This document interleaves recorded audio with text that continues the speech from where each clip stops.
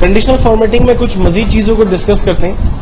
हमने conditional formatting में इसको डिफरेंट सिनेरियो में यूज़ किया जा सकता है। हमने अभी ग्रेड के ऊपर काम करके देखा कि वो तमाम एम्प्लॉयज़ जिन्होंने या वो तमाम स्टूडेंट जिन्होंने A+ ग्रेड हासिल किया या A ग्रेड हासिल किया या जो फेल हो गए, तो उनको डिफरेंट कलर से हाईलाइट करें। अगर मिसाल के तौर पर कंपनी के अंदर डिफरेंट एज के लोग काम करते हैं या डिफरेंट सैलरीज के ऊपर लोग काम करते हैं और आप ये देखना चाहते हैं कि वो तमाम एम्प्लॉय जिनकी सैलरी जो है 7,000 से कम है, जैसे गवर्नमेंट ने लास्ट अनाउंस किया कि कम अज कम एम्प्लॉय की सैलरी जो है वो 7,000 रुपीज होगी, तो आपके पास जितने भी एम्प्लॉयज काम करते हैं आप ये देखना चाहते हैं कि सबसे कम सैलरी एम्प्लॉय की कितनी है, या जो है मुझे देखना है कि सबसे कम एज का एम्प्लॉय मेरे पास कौन काम करता है, सबसे हाईएस्ट एज का एम्प्लॉय मेरे पास कौन काम करता है। तो इन 2-3 डिफरेंट क्राइटेरिया को सामने रखते हुए हम काम करते हैं कंडीशनल फॉर्मेटिंग में। यानी एक्चुअल में हम लोग बात कर रहे हैं इस वक्त न्यूमेरिक वैल्यूज के ऊपर। मुझे मालूम करना है कि टोटल में से वो तमाम स्टूडेंट जिन्होंने 200 से हाईएस्ट नंबर हासिल किए, मैं चाहता हूं कि कंप्यूटर उसे हाईलाइट कर दे। तो हम कंडीशनल फॉर्मेटिंग में जाते हैं और हाईलाइट के ऊपर काम करते हैं। The cell value is greater than, values जो है वो ग्रेटर देन होनी चाहिए 200 से ज्यादा, और उनके कलर को फॉर एग्जांपल हम येलो कलर से रिप्रेजेंट करवा देते हैं। ओके करते हैं। देखें वो तमाम लोग जिन्होंने 200 से ज्यादा नंबर हासिल किए उनको येलो कलर से हाईलाइट किया जा रहा है। और अगर मुझे मालूम करना है कि वो तमाम लोग जो कि लेस देन है 199 के, तो हम उसे for example light red fill colour से हाईलाइट करवा देते हैं। और कलर्स यहाँ पर आप अपनी मर्जी से भी बना सकते हैं, ठीक है। आप ग्रेटर देन लेस देन किसी में भी जाते हैं तो यहाँ पर देखिए कस्टम फॉर्मेट का एक स्टाइल दिया हुआ है, जिसमें जाने के बाद आप अपनी मर्जी से कलर वगैरह का पैटर्न डिफाइन कर सकते हैं ना।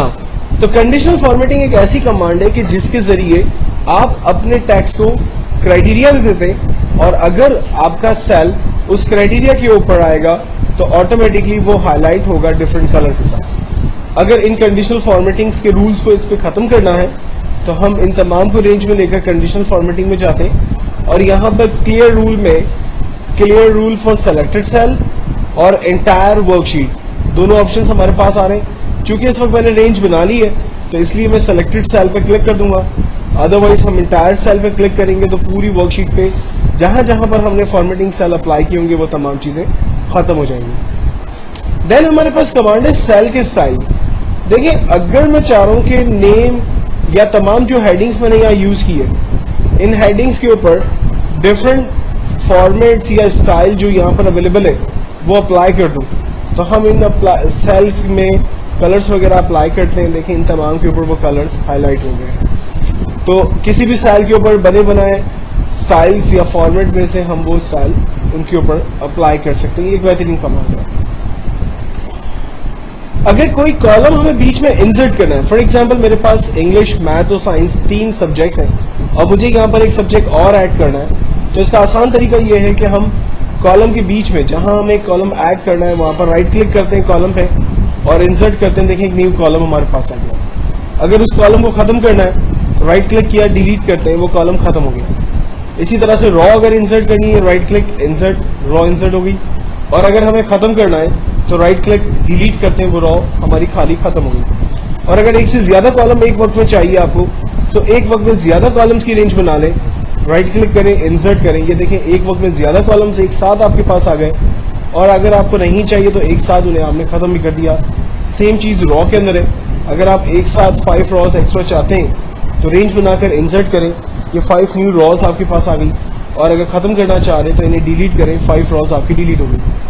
अगर आप चाह रहे हैं कि ये सब्जेक्ट्स टेम्परेरी तौर पर हाइड हो जाए तो इन तमाम कॉलम्स को रेंज में लेकर राइट क्लिक करें और अपने कॉलम्स को हाइड कर दें। ये कॉलम्स हाइड हो गए। कॉलम्स को हाइड करने के बाद में अगर आपको ख्याल आता है कि ये कॉलम्स दोबारा आ जाए तो हम देखते हैं कि बी और एफ कॉलम हमें नजर आ रहे हैं। इसका मतलब है कि बी के बाद सी, डी और ई तीनों कॉलम जो है वो इस वक्त हाइड हुए हैं।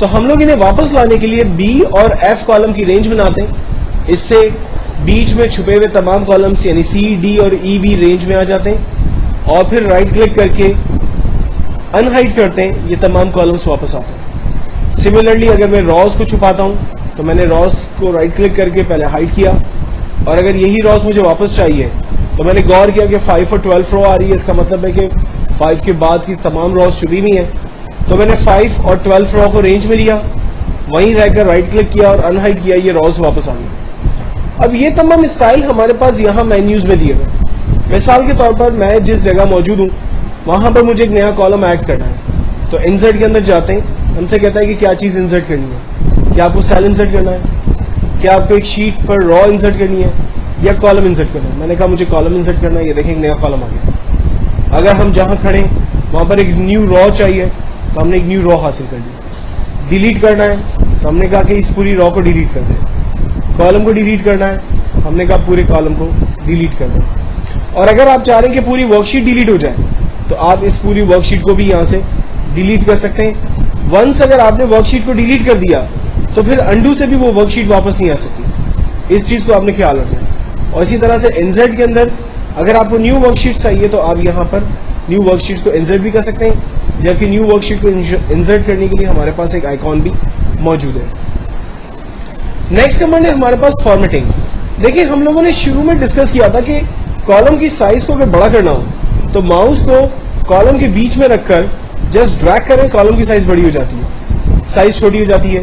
रॉ की साइज बड़ी कर सकते हैं, छोटी कर सकते हैं। वर्कशीट का नाम बदलना है, राइट क्लिक करें, रीनेम करें, वर्कशीट का नाम अपने हिसाब से जो भी आप रखना चाहें वो आप रख सकते हैं। ये सारी फैसिलिटी हमें यहाँ पर फॉर्मेट में मिलती है, जैसे रॉ की हाइट को बड़ा छोटा करना, उसको ऑटो फिट करना, कॉलम की साइज को बड़ा छोटा करना, उसे ऑटो फिट करना, शीट को रीनेम करना, शीट को लॉक करना। शीट को लॉक करना लाइक एक ऐसी कमांड है कि जिससे हम लोग अपनी शीट को जो है वो कहीं भी हासिल कर सकते हैं। मिसाल के तौर पर अगर मेरी मार्कशीट की शीट यहाँ पर आ रही है और मैं चाह रहा हूँ कि इस शीट को मैं लॉक कर लूँ, तो हम फॉर्मेट में जाकर प्रोटेक्ट शीट पर क्लिक करते हैं और इसका एक पासवर्ड सेट कर लेते हैं। पासवर्ड सेट करने के बाद इसे कंफर्म करते हैं। ये मेरी मार्कशीट लॉक हो गई है। अब मैं इस पर कोई भी काम नहीं कर सकता। अगर मैं इस पर कुछ भी काम करने की कोशिश करूंगा तो कंप्यूटर इससे लॉक का एरर देगा और मैं उस पर काम नहीं कर सकूंगा। और अगर मुझे इसे दोबारा अनप्रोटेक्ट करना है तो हम फॉर्मेट में ही जाकर अनप्रोटेक्ट शीट पर क्लिक करते हैं, पासवर्ड दोबारा जो हमने दिया था वही देंगे, ओके करेंगे, हमारी शीट अनलॉक हो गई और अब मैं यहाँ पर जो भी काम करना चाहता हूँ वो काम मैं यहाँ पर आसानी से कर सकता हूँ।